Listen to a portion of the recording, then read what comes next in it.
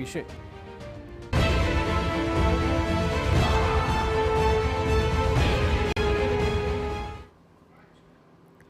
તો આખા રાજ્યમાં કાળઝાળ ગરમીના કારણે લોકો ત્રાહિમામ છે, ત્યારે આકરા ઉનાળામાં શ્રમિકોને હીટવેવથી બચાવવા સરકારે એક્શન પ્લાન ઘડ્યો છે। રાજ્ય સરકારના શ્રમ વિભાગે નોટિફિકેશન બહાર પાડીને જાહેરાત કરી છે કે હાલના સંજોગોમાં બપોરે 1 વાગ્યાથી સાંજે 4 વાગ્યા સુધી શ્રમિકોને ખુલ્લી જગ્યાએ કામ નહીં કરાવી શકાય। જો કે આ નિયમનો ભંગ થશે તો તેમની સામે કાર્યવાહી પણ કરવામાં આવશે। શ્રમિકો માટે હેલ્પલાઇન નંબર પણ જાહેર કરાયો છે। શ્રમ વિભાગના આ નિર્ણયથી બાંધકામની સાઇટ પર મજૂરી કામ કરતા શ્રમિકોને એક મોટી રાહત મળવાની છે। શ્રમ વિભાગના મુખ્ય અધિક સચિવ અંજુ શર્માએ TV9 સાથે કરી હતી વિશેષ વાતચીત। રાજ્યમાં કાળઝાળ ગરમી પડી રહી છે, હીટ વેવથી લોકો પરેશાન છે, ત્યારે ખાસ કરીને જે લેબર છે, શ્રમિકો છે, તેમની માટે ખાસ યોજના, ખાસ કાર્યક્રમ સરકાર દ્વારા તૈયાર કરવામાં આવ્યો છે હીટ વેવથી બચવા માટેનો। આપણી સાથે વાત કરવા માટે શ્રમિક વિભાગના અધિક મુખ્ય સચિવ અંજુબેન શર્મા ઉપસ્થિત છે। મેમ, જે રીતે હીટ વેવ અત્યારે છે, ખાસ કરીને શ્રમિકોને કોઈ પણ પ્રકારની મુશ્કેલી ન થાય તે માટે સરકાર દ્વારા શું તૈયારી કરાઈ છે? અત્યારે ગરમીની સિઝન ચાલે છે અને ગરમીની સિઝનમાં પણ અત્યારે તેજ હીટ વેવ પણ છે। ગરમીની સિઝનને ધ્યાને લઈને ગુજરાત સરકાર દ્વારા તારીખ 22 એપ્રિલ 2024ના રોજના નોટિફિકેશનથી તમામ બાંધકામ સાઇટ્સને ઇન્ફોર્મ કરવામાં આવ્યું હતું કે બપોરના 1 વાગ્યાથી 4 વાગ્યા એ વચ્ચે જ્યારે કે હીટ વેવ વધારે પ્રમાણમાં હોય છે ત્યારે એમના પાસેથી શ્રમિકો પાસેથી કામ લેવું નહીં અને 1 વાગ્યાથી 4 વાગ્યાનો સમય જે છે તેને રેસ્ટના ગાળા તરીકે ગણવાનું રહેશે।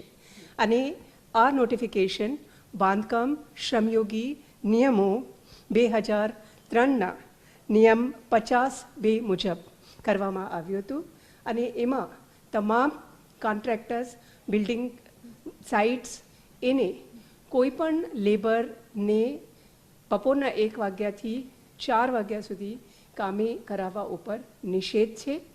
અને અત્યારની હીટવેવને ધ્યાને લઈને આ વ્યવસ્થા પણ ગોઠવવામાં આવી છે કે સરકારશ્રીની હેલ્પલાઇન, જેનું નંબર 155372 એટલે કે 155372 છે, ત્યાં કોઈ પણ શ્રમિક દ્વારા અથવા તો કોઈના દ્વારા એવું ધ્યાનમાં આવે કે આ પ્રકારના બપોરના સમયમાં કામ લેવામાં આવી રહ્યું છે તો એ સમયમાં એ હેલ્પલાઇન ઉપર પણ જાણ કરી શકે અને જાણ કરીને તંત્ર દ્વારા આના ઉપર કાર્યવાહી કરવામાં આવશે અને જે સાઇટ છે ત્યાં તરત મુલાકાત લઈને જરૂરી પગલાં ભરવામાં આવશે।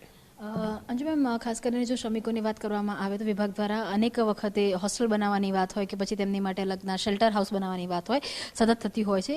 જ્યારે ગરમી છે તો આ પ્રકારની હેલ્પલાઇન પર ફરિયાદો આવી હોય તો કેટલા સમયમાં એનું નિવારણ થતું હોય છે?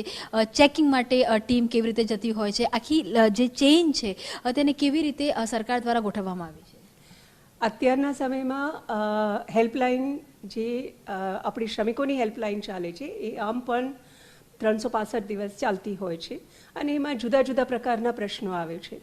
અત્યારના સમય માટે અમે એક nodal officer, director of industrial safety અને બિલ્ડિંગ સેફટીમાં આપણે નિયુક્ત કરેલા છે અને એ નોડલ ઓફિસરને સતત હેલ્પલાઇનના સંપર્કમાં રહીને અને તરત કામગીરી થાય અને તરત રિસ્પોન્સ મળે તેવી સૂચના આપવામાં આવી છે।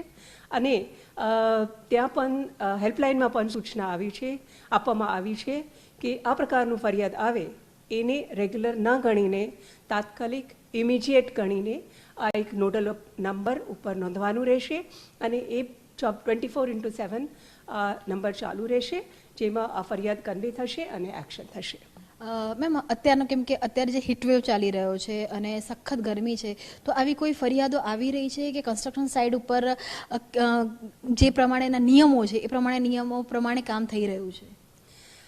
ફરિયાદો આવતી હોય છે તો ત્યારે અમારા લોકો મુલાકાત લેતા હોય છે। તેમ છતાં અમારા વિભાગ દ્વારા પ્રોએક્ટિવ રીતે સામેથી જઈને બાંધકામના સ્થળોની મુલાકાત લેવામાં આવી રહી છે અને સામેથી પણ જઈને આ ચેક કરવામાં આવી રહ્યું છે કે આવી કોઈ ફરિયાદો તો નથી અને આવી કોઈ ઘટના તો બની નથી અને તંત્ર તરફથી આ બાબતે પગલાં લેવામાં આવી રહ્યા છે. ધન્યવાદ તમારી સાથે વાત કરવા માટે. તો શ્રમિકોને 1 થી 4 ની અંદર કામ ન કરે તે માટે સરકાર છે તેના દ્વારા એક ચોક્કસ ગાઈડલાઈન છે તે પણ બહાર પાડવામાં આવી છે. તેની સાથે જ એક જે હેલ્પલાઇન નંબર છે તે પણ મૂકવામાં આવ્યો છે કે જ્યાં સ્પષ્ટતા પણ કરવામાં આવી છે કે જો આ પ્રકારે ખાસ કરીને જે 1 થી 4ના સમયગાળામાં જો કોઈ શ્રમિકો પાસેથી કામ લેવામાં આવતું હોય તો તેની જે ફરિયાદો છે તેને ગંભીરતાથી લેવી અને જો ફરિયાદો નથી આવતી તેમ છતાં પણ જે વિભાગ છે શ્રમ વિભાગ છે તેમની ટીમ દ્વારા પણ જે ઇન્સ્પેક્શન છે તે થતું હોય છે.